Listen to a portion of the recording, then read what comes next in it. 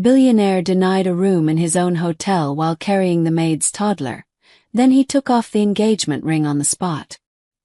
He walked into one of the most expensive hotels in America, dressed in jeans, carrying a sleepy 3-year-old who wasn't even his, and the front desk manager looked him dead in the eye and said, "Sir, we don't have rooms for people like you." He didn't argue. He didn't raise his voice. He just stood there, holding that little girl tighter, and something inside him shifted, something that couldn't be undone. What happened next didn't just change his night. It changed every single decision he was about to make, including one that would break someone's heart forever. Welcome back, friends, or if you're new here, we are so glad you found us. This is the place where we share real human stories, the kind that remind you what people are truly made of when no one's watching. Before we dive in, where in the world are you watching from right now? Drop your country's flag in the comments. We love seeing our community light up from every corner of the globe. And listen, this story right here. It's going to surprise you in ways you absolutely did not see coming. Stay with us. Some people are born into money, and it hardens them. And then there are people like Cole Merritt. At 33, Cole had more zeros in his bank account than most people would see in 10 lifetimes. He owned 4 luxury hotels across the United States, the crown jewel being the Merritt Grand in downtown Chicago, a gleaming 52-floor tower of marble, crystal chandeliers, and thread counts that cost more per night than most Americans made in a week. Forbes had written about him twice. His face had appeared on the cover of a business magazine when he was just 29, under the headline, "The Quiet Billionaire." Quiet was the right word. Cole didn't drive a flashy car. He wore plain jeans and worn sneakers more often than suits. He took the same coffee order every morning, black, no sugar, from a little diner 3 blocks from his downtown Chicago apartment rather than the 5-star cafe in his own hotel lobby. His assistant had once joked that if you passed Cole on the street, you'd think he was a high school basketball coach, not a man worth over $2 billion. He liked it that way. His father, Gerald Merritt, had built the first hotel from scratch, a modest 40-room property in Springfield, Illinois, when Cole was just 4 years old. Cole had grown up watching his dad carry luggage, unclog drains, and shake hands with every single employee by name. "The building is just bricks," Gerald used to say. "The people are the hotel." Gerald passed away from a heart attack when Cole was 26, leaving him the business and that philosophy. Cole had taken both seriously ever since. He ran his hotels quietly but with fierce attention. He did unannounced walkthroughs.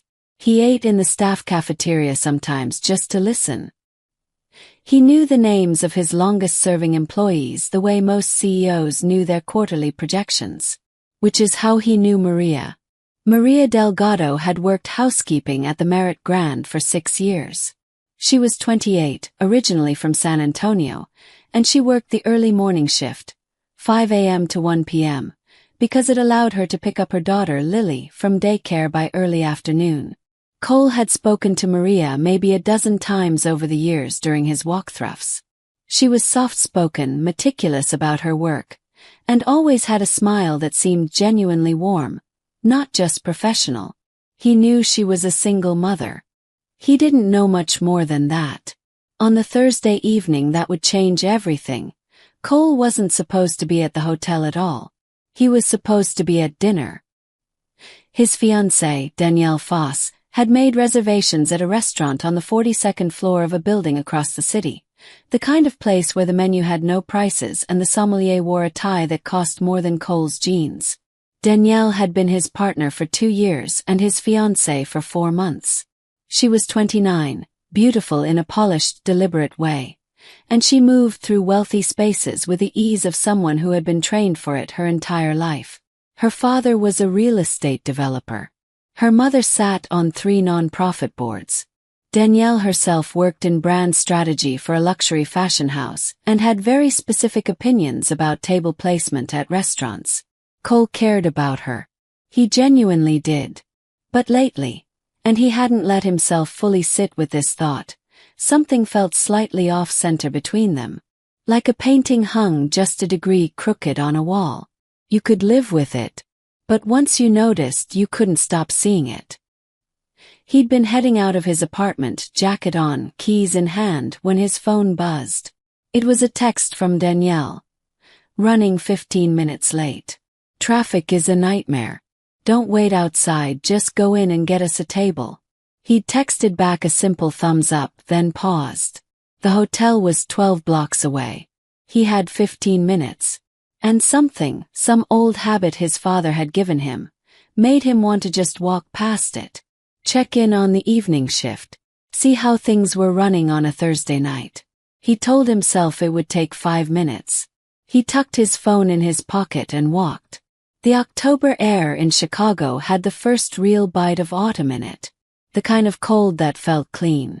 Cole walked with his hands in his pockets, watching the city move around him. Cabs cutting lanes, couples walking fast, a food delivery guy weaving through it all on a bike. He was half a block from the hotel when he heard it. Crying. Small, tired, exhausted crying. The kind that comes from a child who has been trying to hold it together for too long. He slowed. Looked around. Sitting on the bottom step of a small stairwell that led down to a side service entrance of the Marriott Grand was a little girl. Maybe 3 years old. Dark curly hair. Red coat that was slightly too big for her. She was clutching a stuffed rabbit so hard it was a wonder the thing still had ears, and she was crying. Not dramatically, not in a tantrum, but in that quiet, hopeless way that meant she'd been crying for a while and nobody had come. Cole stopped completely. He looked around. The sidewalk was busy but indifferent. Nobody was stopping. Nobody was bending down. He walked over, crouched to her level and said softly, "Hey, little one. Are you okay?" She looked up at him with big dark eyes flooded with tears, and she said one word, "Mama." Cole felt something twist in his chest. He looked around again, at the service entrance door, at the alley, at the street. No adult. No frantic parent rushing out. Just a 3-year-old alone on a step in the October cold. He sat beside her. Not standing over her. Beside her on the step in his good jacket, and he said, Okay, we're going to find your mama. I promise."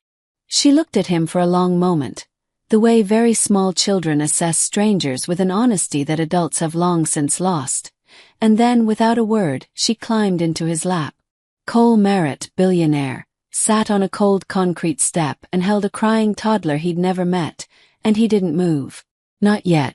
A child choosing to trust you is not a small thing. It's the purest vote of confidence a person can receive, and Cole felt the weight of it completely. He held Lily. He didn't know her name yet, but he would soon, carefully, one hand steadying her back, the way he'd seen parents do it. She pressed her face against his shoulder, and her crying softened to small hiccuping breaths. The stuffed rabbit was wedged between them. The October wind moved through the side street, and Cole kept his jacket wrapped around as much of her as he could manage. "It's okay," he said quietly. "We're going to find your mama, all right? I've got you." He looked at the service entrance door. It was the employee entrance. He knew this building like he knew his own apartment. He reached out and tried the handle. Locked from inside, keycard access only. He stood carefully, keeping the little girl against his chest, and walked around to the main entrance of the Marriott Grand. The lobby of his hotel was exactly what he'd designed it to be. Warm gold lighting, the sound of a live pianist on Thursdays, the smell of gardenias that his father had always loved and that Cole had kept as a quiet tribute. It was full with a Thursday evening crowd. Business travelers checking in, a group of women in formal wear heading toward the event ballroom, bellhops moving crisscross with luggage carts. Cole walked in through the revolving door, a 3-year-old on his hip, and headed directly to the front desk. There was a manager on duty he didn't recognize immediately, a man in his mid-40s with a particular posture of someone who took the dress code very seriously. His name tag read, Douglas. Guest Services Manager. Cole didn't know him well. Douglas had been promoted to this shift 6 months ago, Cole hadn't done a walkthrough on a Thursday evening in longer than that. Douglas looked up. His eyes went to Cole. Jeans, worn sneakers, no tie, slightly disheveled from sitting on a sidewalk step, holding a tearful toddler. Something shifted in Douglas's expression. A very small, very controlled tightening. "Good evening," Cole said. "I need some help. I found this little girl outside. She was alone on the service entrance steps. I believe her mother may work here in housekeeping.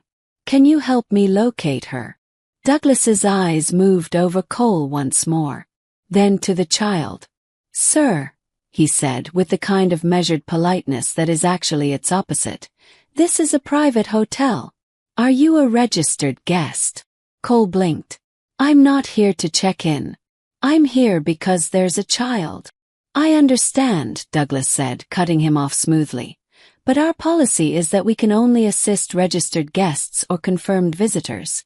If you're not a guest, I'd ask you to please step outside and contact local authorities if you believe there's a safety concern." Cole stared at him. He was being asked to leave his own hotel. He was being looked at the way people looked at someone they'd already decided didn't belong, and no amount of information was going to change that assessment in the next 30 seconds. Cole understood what was happening with perfect clarity, and he made a choice in that moment not to say who he was. "Not yet. There is a safety concern," Cole said carefully. "The child. She's been outside alone. I believe her mother works here. That's all I'm asking, for you to help me find her mother." Douglas's expression didn't change. "Sir, I'm going to have to ask you to. I work here." The voice came from behind Cole. He turned. Maria Delgado was standing near the hallway that led to the housekeeping back office, still in her uniform, a lanyard around her neck, eyes wide and locked on the little girl in Cole's arms. Her face had gone pale. "Lily," she breathed, and then she was moving. Not running because hotel floors were slippery, but moving fast. And when she reached them, she took her daughter from Cole's arms and held her so tightly that Lily made a small sound. "Oh my God," Maria said into her daughter's curls. "Oh my God, I'm so sorry baby." Her voice broke. Her shoulders shook. Cole stood back and gave her the moment. After a long breath, Maria looked up at him over Lily's shoulder. Her eyes were wet. "She was with me in the break room," she said, her voice unsteady. "I stepped out for 2 minutes. I had to clock out, the machine's down the hall. 2 minutes. She must have followed me and taken a wrong door.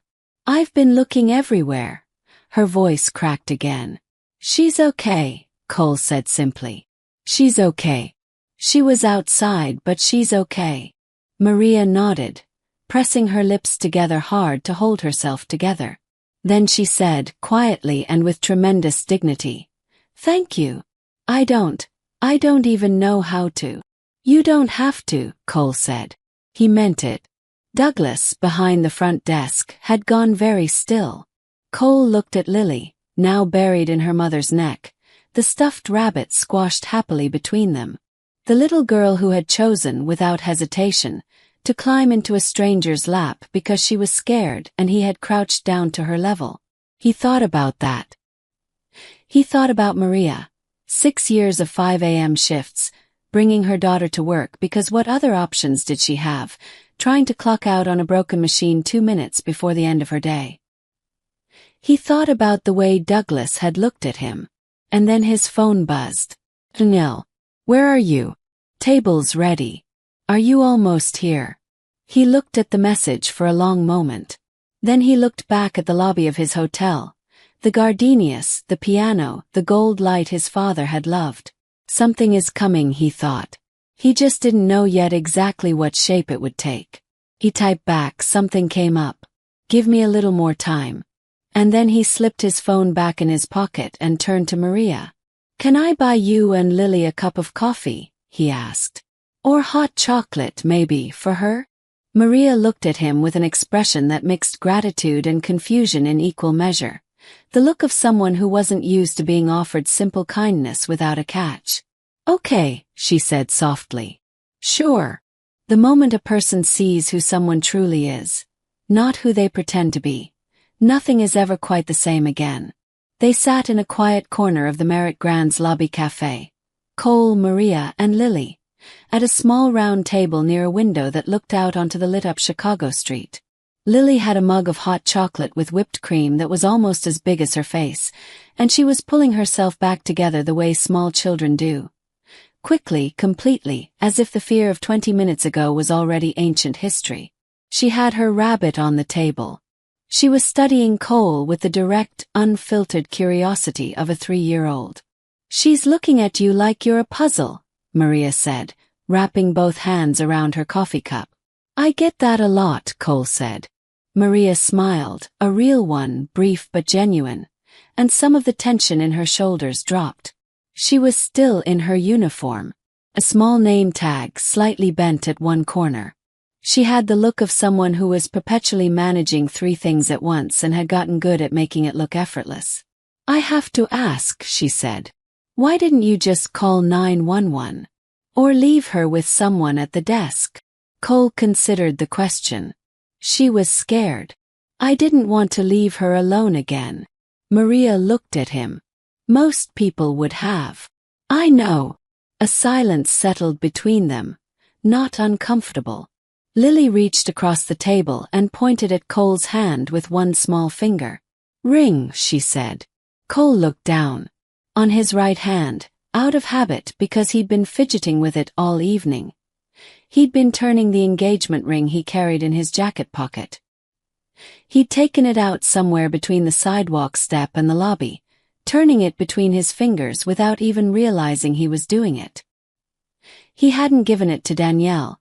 It was a replacement, an upgrade she'd requested, a larger stone, a different setting than the one he'd proposed with.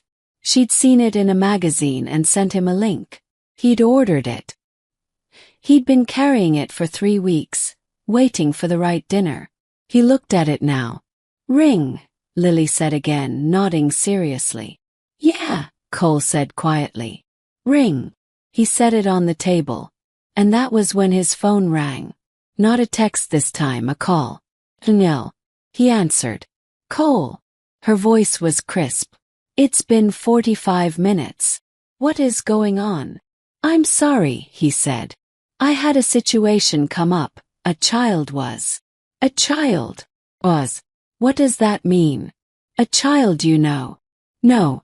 "She was alone outside the hotel. I found her the hotel." Another pause, sharper this time. "You're at the hotel tonight." "Cole, I made these reservations 3 weeks ago."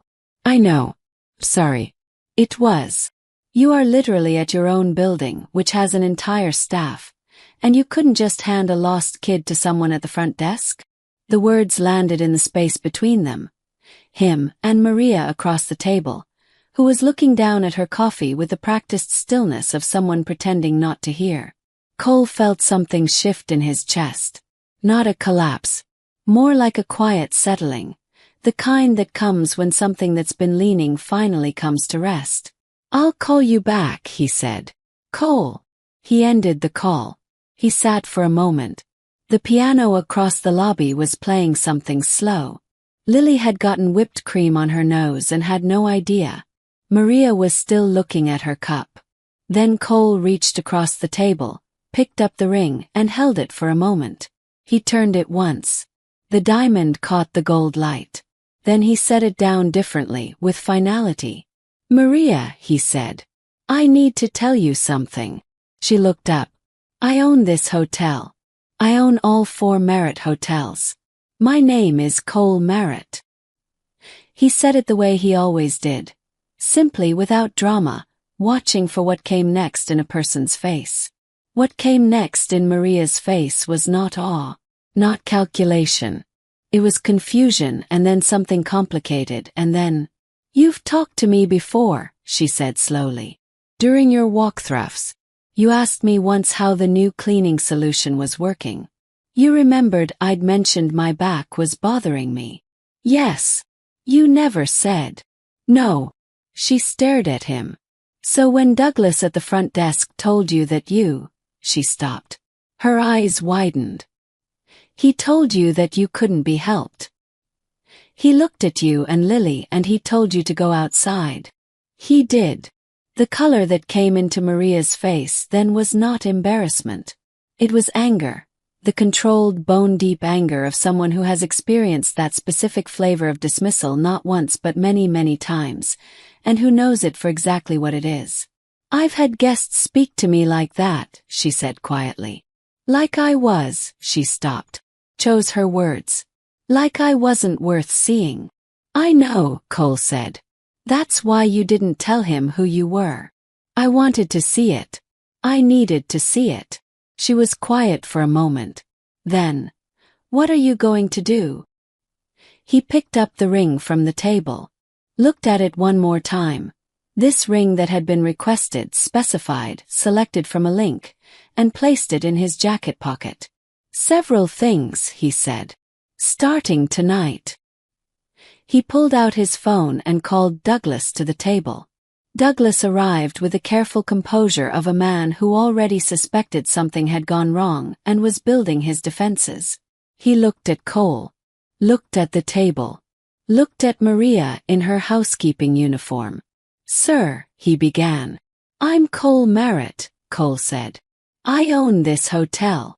The silence that followed was extraordinary. Douglas went through 5 distinct expressions in 4 seconds. Disbelief, recognition, understanding, horror, and finally a pale, collapsing attempt at professionalism. Mr. Merritt, I apologize, I had no idea. No, you didn't. Cole's voice was calm. Not cruel. Just clear. And that's precisely the problem. A man walks into this hotel carrying a lost child and your first instinct was not to help. It was to determine whether he looked like someone worth helping. The child didn't change that calculation for you. He paused. She should have. Douglas opened his mouth. Closed it. We'll speak on Monday, Cole said. About what hospitality actually means. Tonight I'd like you to arrange for Maria and Lily to have a room here. Complimentary. The best available. She's been working 5 a.m. shifts in this building for 6 years, and I'd like her to have one night where someone takes care of her for a change. Maria made a sound across the table. Small, involuntary, and pressed her fingers to her mouth. Cole looked at her. If that's okay with you. She nodded. Couldn't speak for a moment. Then, it's okay with me. Lily, entirely unconcerned with the drama of adults, held up her mug. More, she asked. Cole almost laughed. Really laughed from somewhere real. Yeah, little one, he said. More. When the floor falls out beneath you, you find out very quickly what you were actually standing on. Cole stepped outside the hotel at 9:15 p.m. The Chicago night had gotten colder. He stood on the same sidewalk where 2 hours ago, everything had still been where he'd left it. His dinner reservation, his relationship, his sense of how his evening would go. None of that was where he'd left it anymore. He called Danielle. She answered on the second ring. Cole. Finally. I'm sorry about tonight, he said. Genuinely. When she spoke again, her voice had shifted from the sharp edge of irritation into something more measured, the tone of someone who had decided to be strategic. It's okay. I was frustrated. But I get it, things come up. We can reschedule the dinner. Can you come over? Can we talk first, he said. About some things. Another pause. That sounds ominous. It's not meant to. He searched for how to say it. Something happened tonight that made me think. About what we want. About what I want. About the ring. Dead silence. You've been carrying that ring for 3 weeks, Danielle said. Her voice had gone very still. I designed that ring. I chose every detail of it. I know, he said. That's something I've been thinking about. He wasn't trying to be cruel. He was trying, perhaps clumsily, to be honest, maybe for the first time in longer than he wanted to admit. He had loved Danielle, or something he'd called love. He had liked who he was around her in the early days, when things had felt easy and light. But somewhere in the past year he'd started to feel like a supporting character in a production she was running. Present, useful, increasingly decorative. He hadn't admitted it to himself until tonight. "I want to come over," he said. "But I think we need to have an honest conversation." "Cole." Her voice was careful now. "What exactly happened tonight?" He told her. About Lily, about the step outside, about sitting with a scared 3-year-old in October cold, about the lobby, about Douglas, about Maria. When he finished, the silence stretched. Then Danielle said, "So you blew up our dinner for a housekeeper's kid." The words weren't screamed. They were spoken in a flat, controlled tone, the kind that carries more information than anger does. Cole heard everything in them. The hierarchy she saw, the careful sorting of people into categories, the scale on which she weighed things. "I helped a child who was alone," he said quietly. "That's what happened. I'm not saying you shouldn't have helped. I'm saying an entire evening, Cole. You couldn't have handed her to someone, Anne." "No," he said. "I couldn't have." Another silence. Longer. "Is this about Maria?" Danielle asked. Her voice had a new quality now. Flat, watchful. "It's about me," Cole said. "About what I realized tonight. About what I want our life to look like. And whether we want the same thing." He heard her breath, short, sharp. When she spoke again it was clipped. "This is insane. You're breaking up with me because of one dinner." "I'm not breaking up with you because of dinner. I'm telling you that tonight showed me something about both of us that I think we need to talk about honestly." He paused. "Will you talk to me?" She came over. The conversation lasted 2 hours. To Danielle's credit, she showed up with real emotion, not just the calculated version, and some of what was said between them was difficult and honest in a way their last several months hadn't been. She told him he was emotionally unavailable. He told her he felt invisible in their relationship. She cried, real tears, not performance, and he believed her, and it hurt because caring about someone and knowing you're wrong for each other can be true at the same time. By 11:30, they had arrived at an exhausted, painful mutual truth. They had been performing a relationship more than living one. She left with the ring box. Not the ring. The ring was still in his jacket pocket, because it had never felt like his to give, but the box. A small, strange division of property. Cole sat alone in his apartment at midnight, jacket still on, the engagement ring on the coffee table in front of him. He thought about Lily's face when she'd said "Mama," all of her need distilled into one word. He thought about Maria's expression when he'd arranged the room, not gratitude exactly, but a kind of quiet shock, as if kindness on that scale had been something she'd stopped expecting. He thought about his father who used to say, "You don't find out who you are when things are easy. You find out when something small makes you stop." Something small had made him stop tonight. The question now, the uncomfortable, necessary question, was what he was going to do with the stopping. He picked up his phone. He had 12 emails, 3 texts from Danielle that he would read tomorrow, a calendar reminder for a board meeting Friday, and 1 new message. It was from a hotel staff internal number. He didn't immediately recognize. Someone had his contact. The message read, "Mr. Merritt, this is Maria. The room is beautiful. Lily fell asleep in about 4 minutes. She's never slept in a bed that big. I don't know how to say thank you for tonight except to say, I see why your father's name is still on the wall in the hallway downstairs. I think he'd be proud." Cole read it twice. Then he set his phone down, leaned back, and for the first time all evening, he exhaled. Some mornings arrive like a second chance. Quiet, and waiting to see what you'll do with them. Cole was at the hotel by 7 a.m. He didn't usually come in on Fridays, and especially not at 7, but he hadn't slept much and the apartment had felt like it was holding its breath. He got his black coffee from the diner on the corner. He nodded to the same counterman he'd nodded to for 3 years, and walked the 12 blocks to the Merritt Grand in the early October light. The city was just waking up. A street cleaner moved slowly down Michigan Avenue. A man walked a very large dog with great dignity. The air smelled like cold concrete and coffee and something faintly like leaves. Cole walked into his hotel. The morning lobby was quieter than the evening. Soft light, the scent of gardenias, a few early business travelers wheeling luggage toward the elevator. The pianist wouldn't arrive until 10. The chandelier above the entrance caught the morning sun coming through the front windows and scattered small rainbows across the marble floor. Cole stopped for a moment and looked at it. He'd seen this lobby hundreds of times. He'd approved every fixture, every piece of furniture, every lighting choice. But this morning it looked different, or maybe he was looking at it differently, and what he saw was what his father had actually meant, a place built for people. All people. He was on his way to his office when he heard Lily before he saw her. A small, triumphant there. And then 4-year-old running footsteps that echoed magnificently on marble tile. And then Lily appeared from around the corner of the lobby cafe hallway at full speed. Stuffed rabbit tucked under her arm like a football. Heading directly at Cole with the absolute confidence of someone who has decided you are a friend. She hit him at approximately knee height.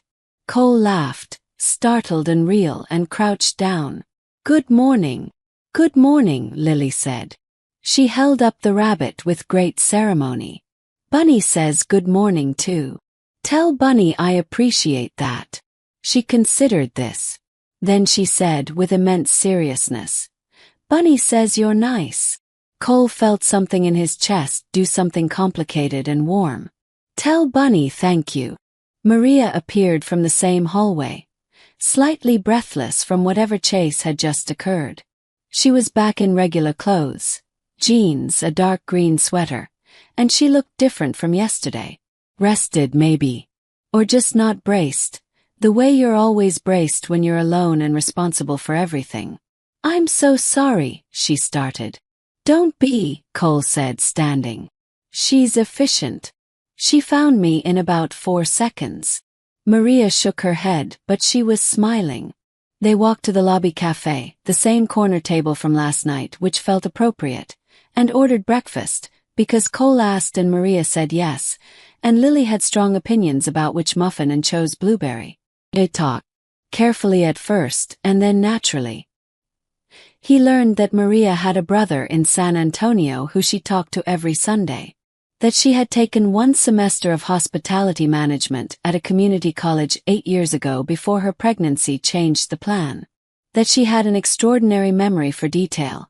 She described, unprompted, a specific water stain on a 3rd-floor hallway ceiling that maintenance had patched but she thought hadn't been fully sealed, and she was right, and Cole made a note. She learned that Cole's father had started the company with a loan from a neighbor. That Cole had once fixed a burst pipe in one of his own hotel rooms at 2 a.m. because the on-call plumber was 40 minutes out and a guest needed help. That he kept his father's old name badge in the top drawer of his desk. "Why?" she asked. "So I don't forget," he said simply. "What the job actually is." She looked at him for a moment across the table. Lily was meticulously dismantling her muffin. "Last night," Maria said, "after you arranged the room, Douglas came to find me. He apologized. He looked like a man trying to fold himself in half." He paused. "He meant it, I think." "He has some growing to do," Cole said. "But I think he'll do it." She nodded. Then, "You didn't have to do what you did. Plus, you know that." "I know," he said. "Most people in your position wouldn't have." "My father would have," Cole said. And then, after a beat, "I'm trying to be the person he thought I'd be."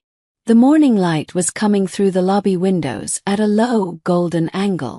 It caught Lily's curls as she looked up from her muffin, both hands covered in blueberry, entirely pleased with the world. Cole looked at the ring still in his jacket pocket. He'd carried it for 3 weeks as a thing to give. This morning it felt like something else, a marker of a life he'd been moving toward out of expectation rather than truth. He didn't regret Danielle entirely. You can't regret the years you genuinely tried. But he understood now that he'd been mistaking the absence of conflict for happiness. And that was nobody's fault but his for not looking closer sooner. He took the ring out. Set it quietly on the table. Lily looked at it. "Ring," she said. "Right on cue." "Yeah," Cole said. "I think I'm going to give it back to the jeweler." Maria looked at him. She didn't ask. She understood. "For what it's worth," she said carefully. "The person you were last night, sitting on a cold step with a scared kid nobody else stopped for, that's not a ring kind of person." She glanced down. "I mean, that person is the ring kind of person. Just not for a ring like that." Cole looked at her. Really looked at her. She met his eyes without looking away, and then looked down at her coffee, and a faint color came into her face. Neither of them said anything for a moment. Lily picked up a piece of muffin and offered it to Cole with great solemnity, as though this were the most natural and generous thing in the world. He took it. The three of them sat in the morning light of the hotel lobby, in the building his father had built for people, all people, and Cole thought, this is what it feels like when something is exactly right and you just haven't had the courage to recognize it yet.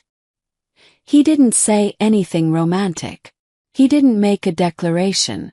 What he did the following Monday was create a new full-time role, Director of Staff Development and Guest Experience, with a salary and full benefits and a schedule that ended at 3 p.m., and he offered it to Maria, because she understood hospitality in her bones, and because her attention to that water stain on the third-floor ceiling was exactly the kind of detail the company had always needed someone to notice. She took the job. And what grew between them afterward grew slowly. Built on coffee in the lobby cafe, on conversations about the hotel and the world and Lily's developing opinions about muffins, on the kind of trust that forms between people who already know they've seen each other honest. Some things don't begin with a grand gesture. They begin with sitting down on a cold step because a child was scared and no one else stopped. They begin with not announcing who you are and doing the right thing anyway. They begin with a moment you finally look at your life clearly and decide to live it for real. Because the most important things about a person are never the things on the surface. Not the money, not the title, not the ring.